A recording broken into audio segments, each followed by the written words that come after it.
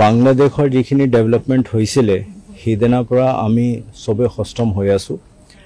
প্ৰথম দিনাই আমাৰ মাননীয় কেন্দ্ৰীয় গৃহ সচিব ডাঙৰীয়া এটা ভাৰ্চুৱেল ভিডিঅ' কনফাৰেন্স কৰিছিলে সেই ভিডিঅ' কনফাৰেন্সত আমাৰ অসমৰ সহ যেটো পাঁচটা ৰাজ্য আছে য'ত বাংলাদেশৰ লগত সীমা আছে এই পাঁচটা ৰাজ্যৰ ডিজিপি আৰু বৰ্ডাৰ সিকিউৰিটি ফোৰ্সৰ বিষয়াসকল আছিল তাৰ পিছত হিদিনা ৰাতি আমি আমাৰ যিখিনি এসপি সকল তেওঁলোকৰ লগত আমি আলোচনা কৰি তেওঁলোকক নিৰ্দেশ দিছিলো প্ৰাইমাৰিলি আমাৰ নিৰ্দেশ কেটামান পইণ্টত আছে এটা হল যে বৰ্ডাৰত আমি বিএসএফ যেটোকে first line of defence of পিছে আমাৰ সেকেন্ড লাইন অফ ডিফেন্স হিচাপে অসম পুলিচ সষ্টম হৈ থাকিব লাগে যেটোকে কোনো পদে কোনো মানুহে ভিতৰত সোমাব নোৱাৰে অৱশ্য তাত এটা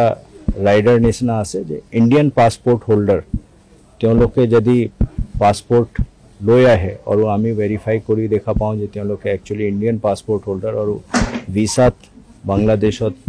ব্যৱসায় কৰিবলৈ নহলে পঢ়িবলৈ গৈছিল তেতিয়া আমি তেওঁলোকক আহিব দিছো ভাৰত চৰকাৰৰ এটা বিশেষ নিৰ্দেশ মৰ্মে আমি কিছুমান ওচৰ চুবুৰীয়া দেশৰ নাগৰিককো পাছপোৰ্ট ভেৰিফাই কৰি ভিতৰত সোমাব দিছো আৰু তাৰ পিছত তেওঁলোকৰ বৰ্ডাৰলৈকে আমি এস্কৰ্ট কৰা ব্যৱস্থা কৰিছো যেটোকে তেওঁলোকে এটা সেফ কৰিডৰৰ জৰিয়তে তেওঁলোকৰ নিজৰ ৰাষ্ট্ৰলৈকে গুচি যাব পাৰে তাৰ বাহিৰে এতিয়ালৈকে আমি কাকো সোমাব দিয়া নাই য'ত আমি খবৰ পাই আছো যে তেনেকুৱা চেষ্টা হ'ব পাৰে তাত আমি জয়েন্ট পেট্ৰোলিং বিএসএফৰ লগত কৰিছো জিলা প্ৰশাসন ডিস্ট্ৰিক্ট কমিশনাৰ সকল এসপি সকলক মই আমাৰ মুখ্য সচিব ডাঙৰীয়া অতিৰিক্ত মুখ্য সচিব ডাঙৰীয়া মাননীয় মুখ্যমন্ত্ৰী মহোদয়ৰ নিৰ্দেশ মৰ্মে আমি ভিডিঅ' কনফাৰেন্সত সষ্টম কৰি দিছো স্পেশাল ব্ৰাঞ্চৰ পৰা তেওঁলোকক ৰিটেন ডাইৰেকশন দিয়া হৈছে হেতু বাহিৰে আমি বাকি যিখিনি ডিস্ট্ৰিক্ট আছে আমাৰ ইয়াত 4টা ডিস্ট্ৰিক্টতহে বাংলাদেশৰ লগত সীমাটো লাগে তাৰ বাহিৰে যিমানখিনি ডিস্ট্ৰিক্ট আছে তেওঁলোকৰো ডিসিএসপি সকলক এলাৰ্ট কৰি থোৱা হৈছে